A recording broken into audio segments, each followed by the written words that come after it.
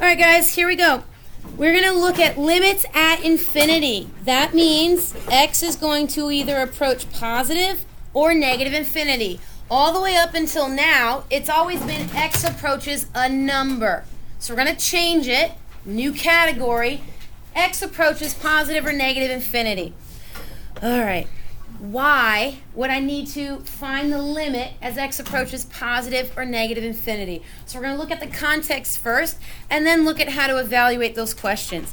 A small business invests $5,000 in a new product. Okay. In addition to this initial investment, the product will cost 50 cents per unit. All right, first thing I want you to do, write an equation for the cost of a unit, okay? C equals total cost. Let's say X equals number of units. All I want is the equation for cost in terms of X.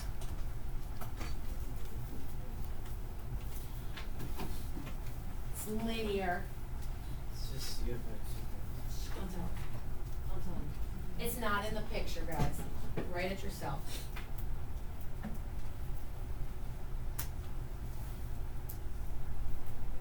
What's your slope? What's your intercept?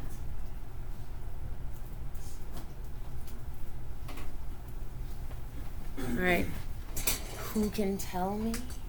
Yeah, Kelly. 0.5x plus 5,000 equals C. Yes.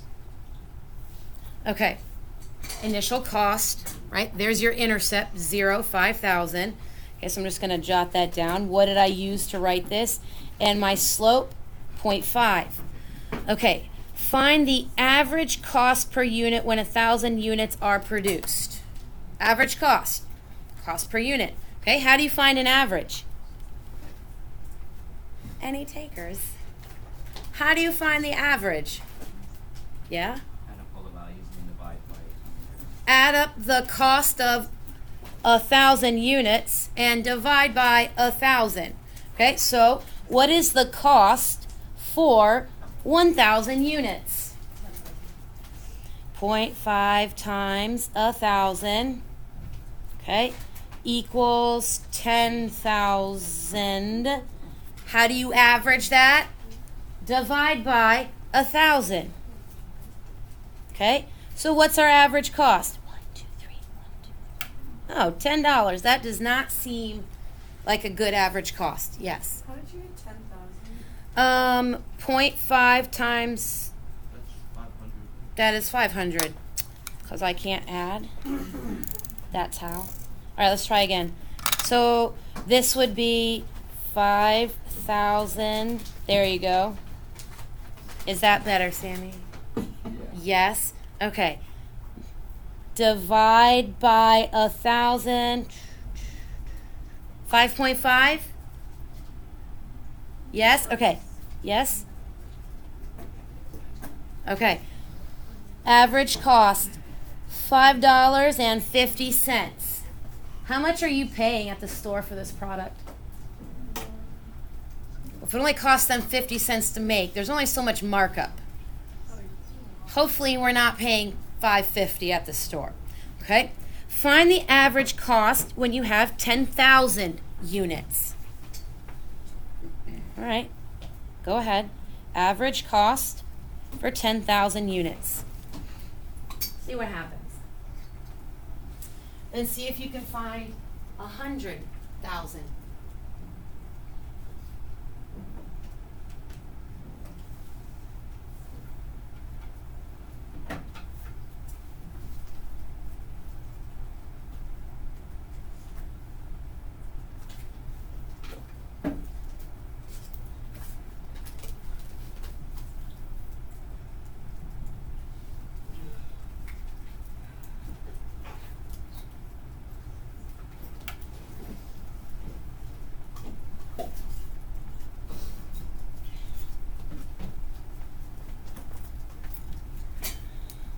Cost of 10, 1, 2, 3, 0.5 1, 2, 3 plus 5,000. Okay. Divide by. Okay. See if you can make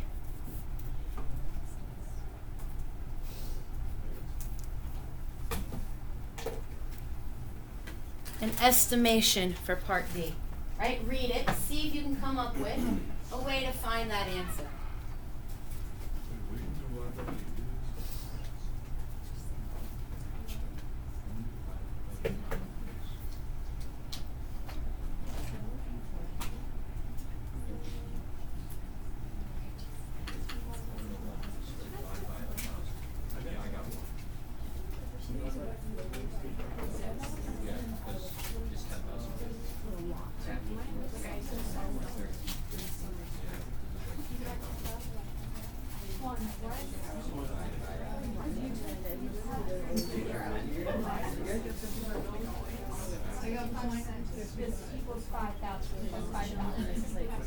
It's gonna go down. Yeah. He's not. Oh,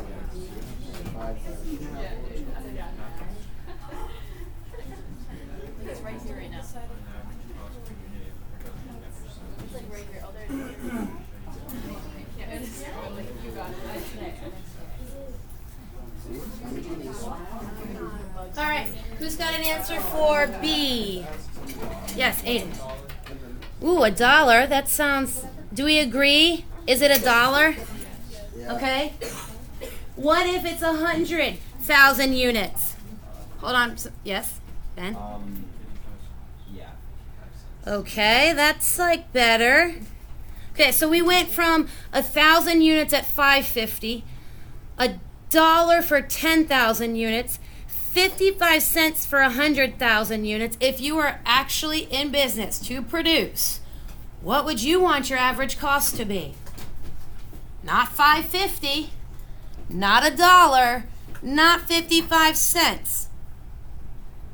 What's the smallest average cost you could get? Not quite. I like where you're thinking, but not quite.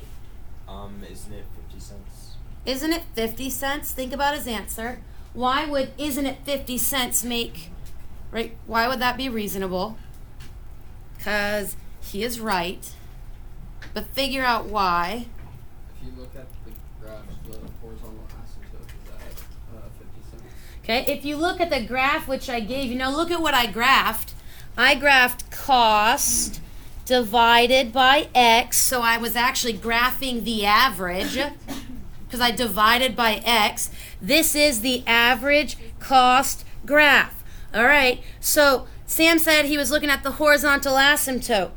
The limit, here's the limit notation that goes with this concept. As X approaches, as you continue producing the units, as X approaches infinity, you never stop production. Now I'm going to put the average cost here. 0.5x plus over x. And by looking at this graph, I can trace it to positive infinity. And so graphically, we know that that is the horizontal asymptote at 50. Don't yell it. Tell me why algebraically that is the horizontal asymptote. Yeah? Because if you keep plugging in like larger numbers closer to infinity, like as close as you can get, then the decimal just keeps getting closer to 0.5. If you do it in a table and you keep plugging in your numbers, eventually that decimal gets closer and closer to 50 cents. Okay, so there's the table explanation. What about the algebraic explanation? Don't look at that limit.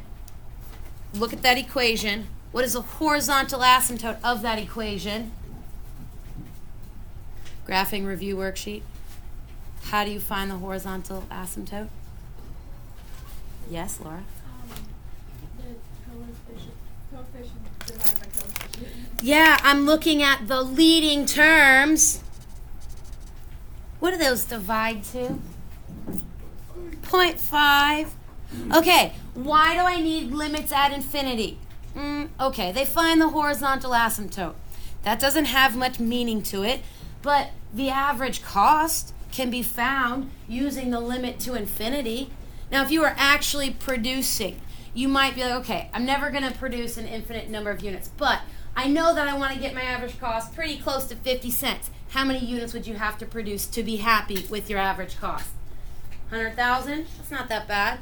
What are you going to charge to make it worth it? If you're only going to make 10,000 units, what are you going to charge people so that you come out making a profit?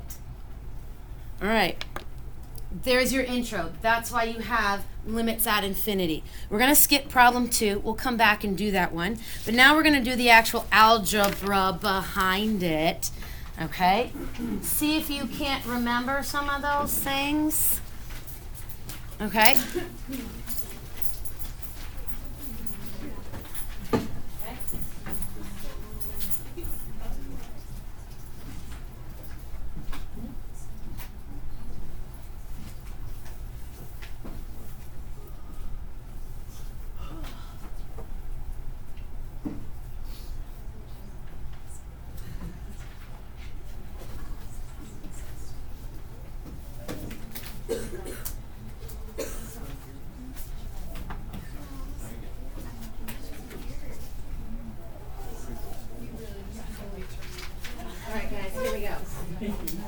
We can do it. All right. Okay. Limits at infinity. We did the context. Now we're going to do the algebra. If x approaches positive infinity or x approaches negative infinity, we're in a new category. It's not a hole. It's not a vertical asymptote. I'm asking about end behavior. Maybe you remember that word. Or horizontal asymptotes.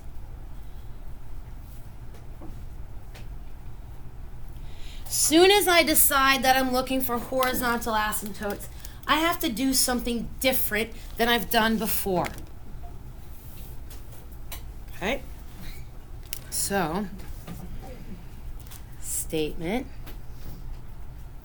if y equals L is a horizontal asymptote. Okay, so there's a horizontal asymptote in my graph. What would the limit statement look like?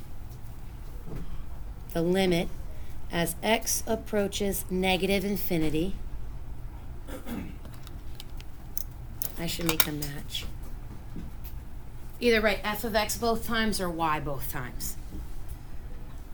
Equals L. The answer to the limit statement is the number for the horizontal asymptote. Now,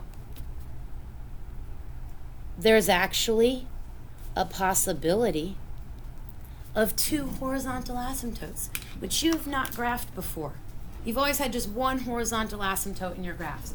But actually, there could be one for the left side of the graph and one for the right side of the graph. Sometimes they can simplify differently. All right, here's the review part. We're just going to write it down because you've already done it once. Bottom heavy.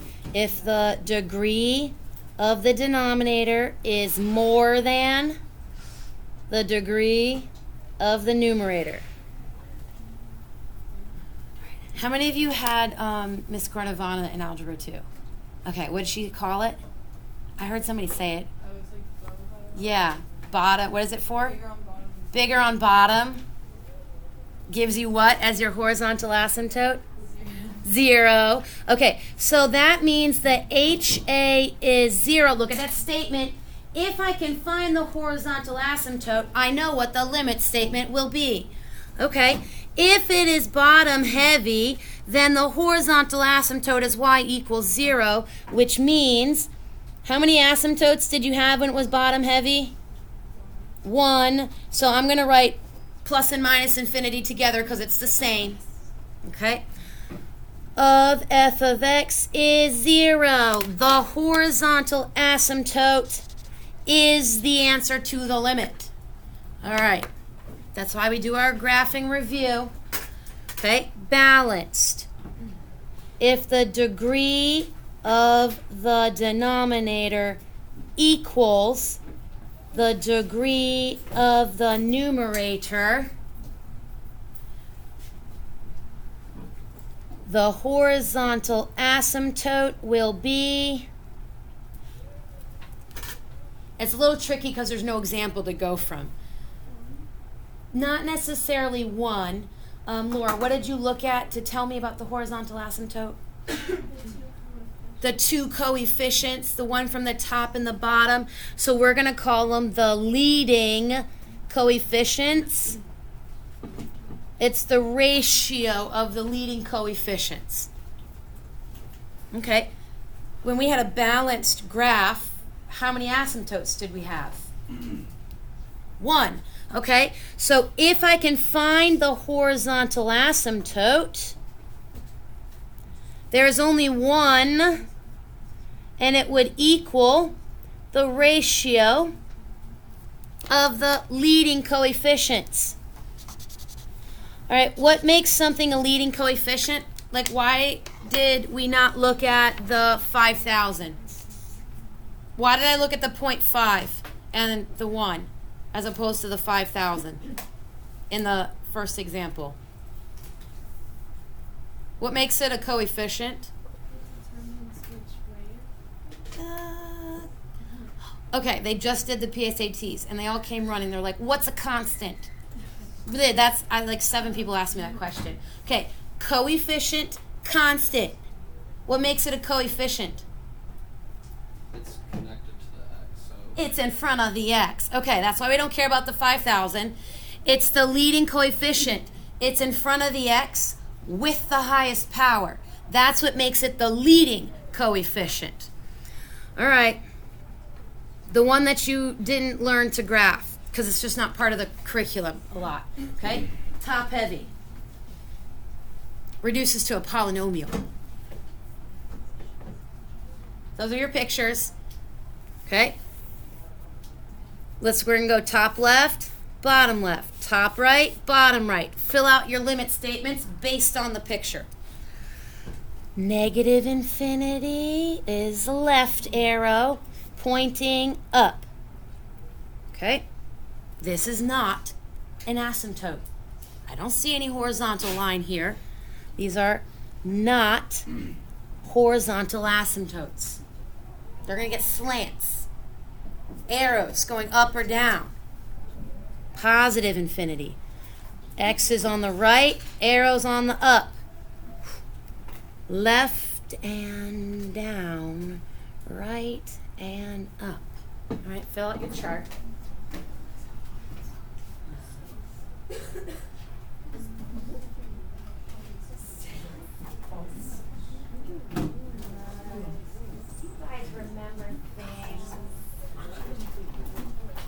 Good. Okay. Minus. Everyone I just saw had all these right. So left and up, right and down. All right. What about that part? Label row with correct sign of leading coefficient. Okay, how do I get a graph? What graph do you know looks like this? Parabola. What's the leading coefficient of this parabola? Positive. Okay, positive. Even degree. Label the row with the correct sign of the leading coefficient is positive and degree is even. All positive even degree will look like that. That's it. So if you can determine the leading coefficient and the degree, it will tell you the limit statements. Okay.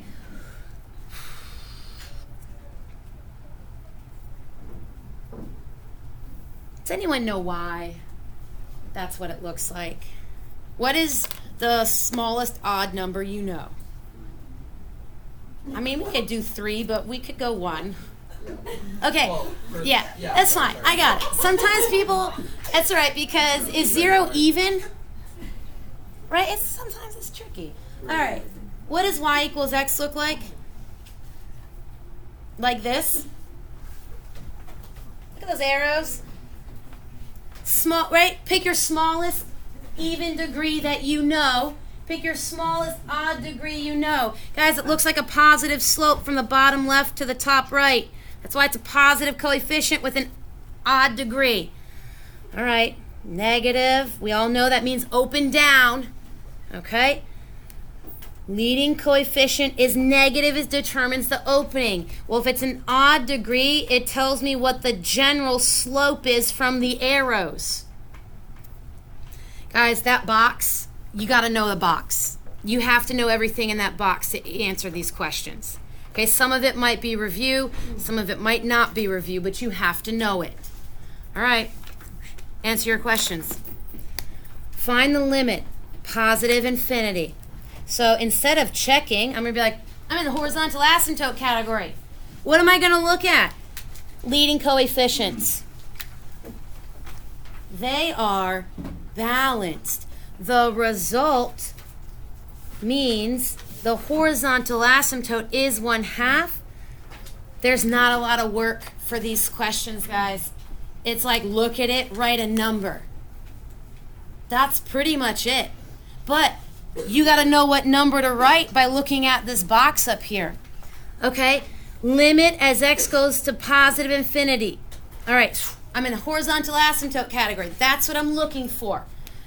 If I'm looking for asymptotes, I need just the leading coefficients. Be careful. I might try to trick you and put it in the wrong order. 4, 3, 1, 4, 2, 1. Okay, so those are the leading.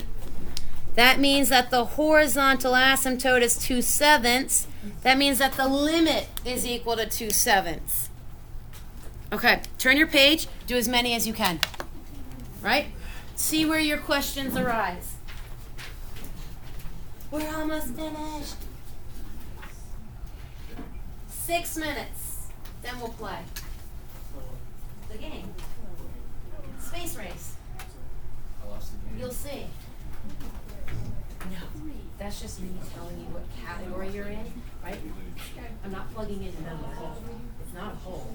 It's not a vertical asymptote. It's a horizontal. It helps me decide what am I supposed to look at to find the result.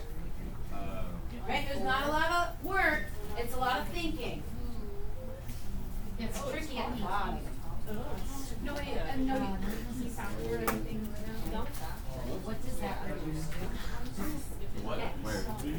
The same thing. So this is bottom heavy, 5's bottom heavy. Top heavy. So that label right is. Wait, just balance, right? Yeah. Is that what you write? No, this one you can do with that. It's 1 minus x, 1 plus x, right? 4 is even. This?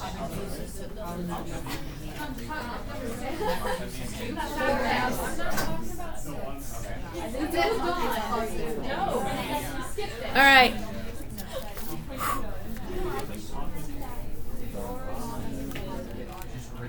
Four is tricky. Okay, let's look at 4. Because I just answered it twice. Now, it's positive infinity. So I'm looking at the horizontal asymptotes, which means I'm looking at leading coefficients, which is sneaky, not the first term always. Okay? Now, that is 4x to the 5th over x to the, okay, so it's top heavy. What is that reduced to? All right, what's the end behavior of that?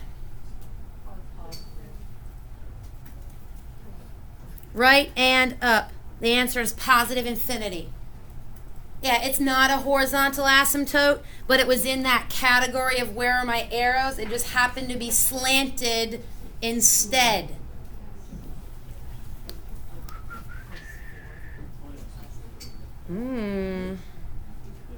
Tricky, tricky, because this doesn't have a common denominator yet. Can you graph these things and look at them, guys? on your calculator to check to make sure, yes, you can graph them and look at them. Oh, I can't add either. All right, let me fix. Do my common denominators down here. There it is.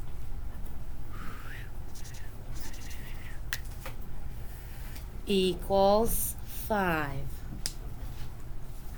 Notice that 5 is actually makes it top heavy or balanced, I guess, because, right?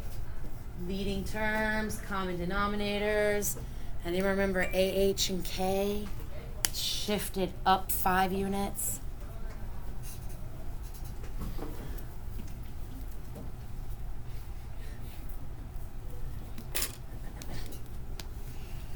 Okay.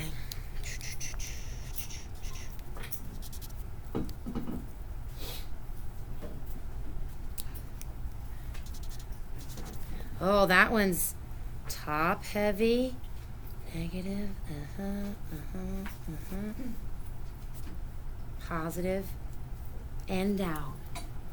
Right? If I was looking for work, guys, maybe this is what I would see.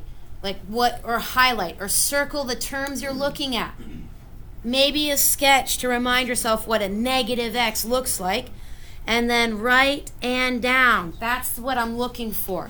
There's not a lot to write, okay? So just a little bit is what I would like to see.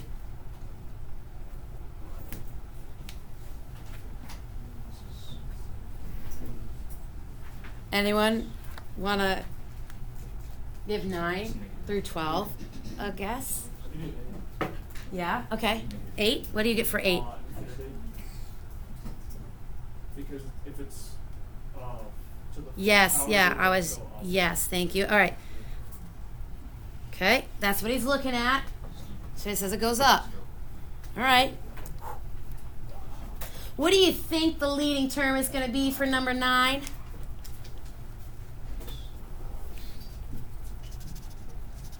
I'm going to highlight the root that goes with it. Just the leading terms, guys. 4x squared power 1/3. 2x squared power 1/3. It's the exact same root, but it's also the exact same power. It's balanced. The exponents are exactly the same. Now, this is to negative infinity, so we have to think a little bit. What happens to these kinds of powers if you plug in a negative number? Yeah, well, negative squared is positive. Seems reasonable? Negatives being squared is positive. This is still an even degree, which means positive. But it's balanced, so we'll go positive 4/2. Graph it. Graph it and look. All my calculators are gone, so here we go. Can you graph these to check them? Yes. Let's graph.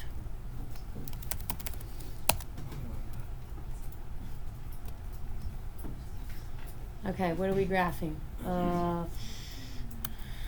Okay, y equals. Cube roots are tricky. Let's see if I can find it. Cube roots. Oh, I don't know where to find the cube root, guys, so we're going to do it like this. 4x squared plus 4. Close it. Can I do a power of 1/3? Yeah, okay, that does it. All right. Divide. Nope, that's not a divide. Keep going. Divide. There it is. Okay, divide by 2x power squared plus 5, parentheses, power 1/3. Okay, there's my graph. And let's see if we can't maybe zoom out a little bit. Okay, well, sure looks like it's what? Now I'm going to come up here and I'm going to change my window. I really don't need very big numbers here for x. So let's maybe look at 0, tab 7.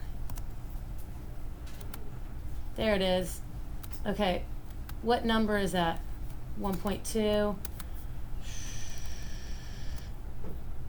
1.26. What did we get? Oh, I know what we forgot. Well, 1.26. I typed that right? 4x squared, 2x squared. I'm expecting 2, but it's not at 2. I think it's at the cube root of 2. It is at the cube root of 2. Let me show you why. So, okay, how did I find my mistake? I looked at it. I was like, gosh, I thought the answer was supposed to be 2. But look at where the 4 and the 2 are. They're inside the cube root. They're inside the cube root. And so your answer should be inside the cube root. 4 and 2 are inside the cube root. I didn't even write the cube root. I just took the 4 and the 2. But they are inside the cube root. So let's figure out what's the cube root of 2. I'm betting it's 1.2 something. Yes? 1.2 approximately. I lent all my calculators, guys. You're going to have to tell me.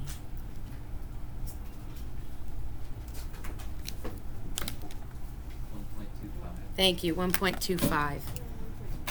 26, 25. Say rounding, it's fine. Whichever. Approximately. All right, guys, we're going to stop there because that's a lot.